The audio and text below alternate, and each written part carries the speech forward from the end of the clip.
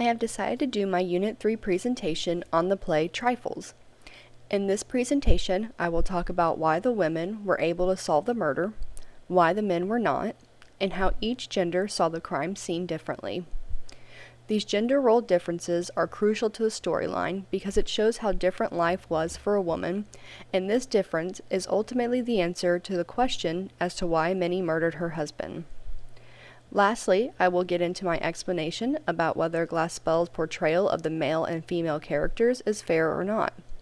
I have decided to take the stance that she is correct and agree with her portrayal, so I will defend my reasoning and explain why I feel that way.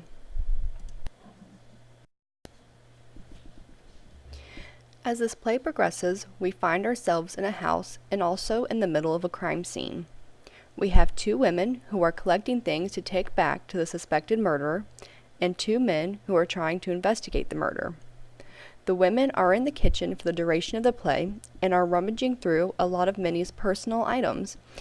It is this rummaging, though, which leads them to all of the needed clues as to what happened in the house. Among these clues is a broken jar of preservatives, stitches on a quilt that were wrong, and finally the clue that really solved the murder, a dead songbird. These types of clues would not have meant much to the men, but women can see exactly what had happened to cause these things. The men see a dirty kitchen, but the women see a task interrupted by something. They also see the stitches as frustration, because they know what it is like to stitch upset. Consider this quote from a critical article.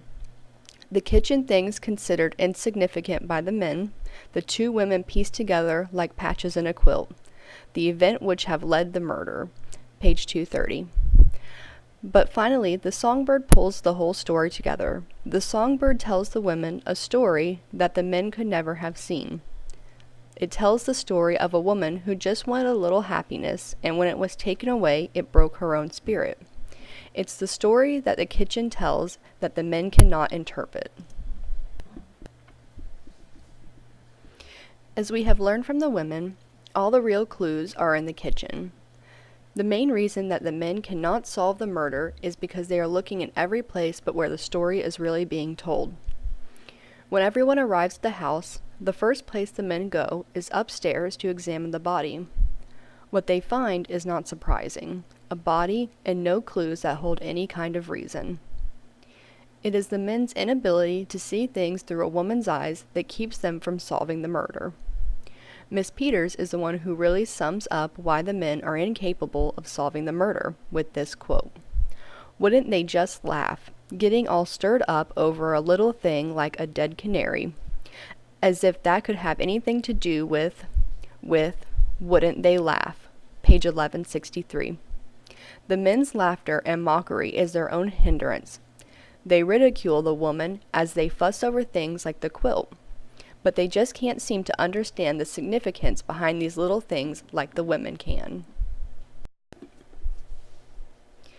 Throughout the play, it is easy to see how each gender views the other. The women see the men as incapable of understanding, and sometimes their tone conveys the women see them as rude or even curt. The men, on the other hand, see the women as silly, wasting time on silly wonderings like whether Minnie was planning to quilt her patterns or just knot them.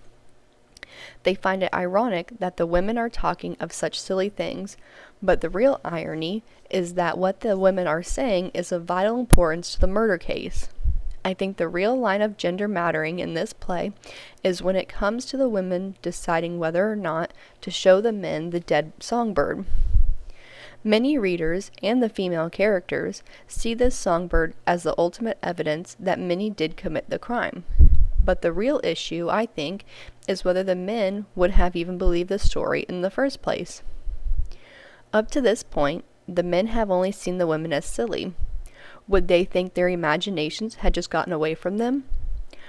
I don't think the men would have even been able to move themselves into Minnie's shoes and be able to accept that little things like the bad sewing were really warning signals. This is why gender is so important to this play. The women can clearly see these signs, while the men just cannot. On the question of whether Glaspell's opinion of the men and women was correct, I believe it was. I think that especially for the time period, her portrayal is very realistic.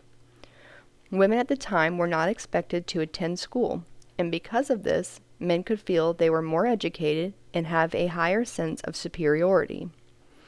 We can even compare the men's attitude toward the women to the way the main character was treated in our other story, The Yellow Wallpaper. There is the same kind of man knows best mentality to this story as well. So even while in both stories the women actually knew better than the men, they are still seen as silly and feeble.